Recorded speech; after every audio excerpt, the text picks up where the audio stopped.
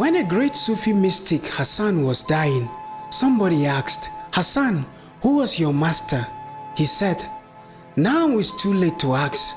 Time is short. I am dying." But the inquirer asked, "You can simply say the name. You are still alive. You are still breathing and talking. You can simply tell me the name." He said, "It will be difficult because I had thousands of masters.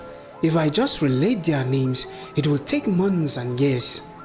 It is too late, but 3 masters I will certainly tell you about.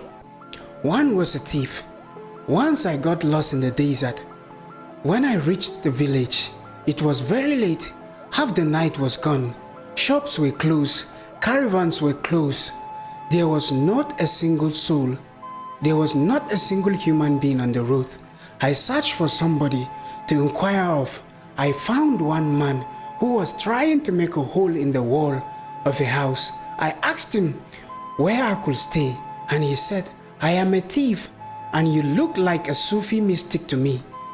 His robe, his aura, and the thief said, "Right now, it will be very difficult to find a place to stay, but you can come to my house.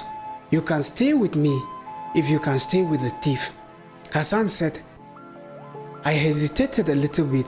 Then I remember, if the thief is not afraid of a Sufi, then why should a Sufi be afraid of the thief? In fact, he should be afraid of me. So I said, "Yes, I will come." And I went, and I stayed with the thief. And the man was so lovely, so beautiful. I stayed for 1 month, and each night he will say to me, "Now I'm going to my work. You rest, you pray, do your work." And when he will come back, I will ask, "Did you get anything?" He said, "Not tonight, but tomorrow I will try again." And he was never in a state of hopelessness. For 1 month continuously, he came empty-handed, but he was always happy. He said, "I will try tomorrow. God's willing, tomorrow it's going to happen." And you also pray for me. At least you can say to God, "Help this poor man." And then Hassan said, "When I was meditating for years on end, nothing was happening, and many times the moment came when I was so desperate, so hopeless, that I thought to stop all this nonsense. There is no God, and all this prayer is just madness. All this meditation is false, and suddenly I will remember the thief who will say every night, 'God's willing, tomorrow it's going to happen.' So I tried 1 day more. If the thief was so hopeful, with such hope and trust, I should try at least 1 day more. And many times it happened, but the thief and the memory of him helped me to wait 1 day more. And 1 day it happened. I bowed down. I was thousands of miles away from the thief and his house, but I bowed down in his direction. He was my first master. And my second master was a dog. I was thirsty, and I was going towards the river, and a dog came. He was also thirsty. He looked into the river. He saw another dog there, his own image, and become afraid. He barked and barked. The other dog barked back. But his thirst was so much that he will hesitate and go back. He will come again and look into the water and find the dog there. But the thirst was so much that he suddenly jumped into the water, and the image disappeared. He drank the water. He swam in the water.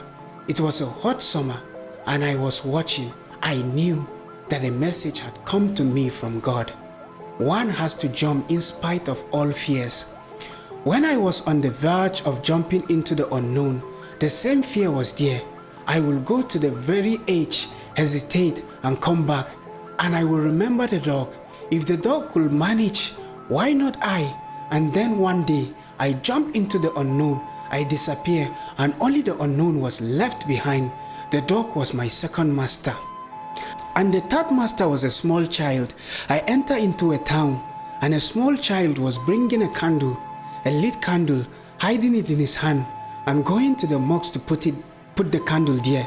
Just joking, I asked the boy, "Have you lit the candle yourself?" He said yes. And I asked jokingly, "Can you tell me from where the light comes?" There was a moment when the candle was unlit, and there was a moment when the candle was lit. Can you show me the source from which the light comes? And you have lit it, so you must have seen the light coming. From where? And the boy laughed and blew out the candle and said, now you have seen the light going. Where is it going? You tell me. And my ego was shattered, and my whole knowledge was shattered. And that moment, I felt my own stupidity. Since then, I dropped all knowledgeability.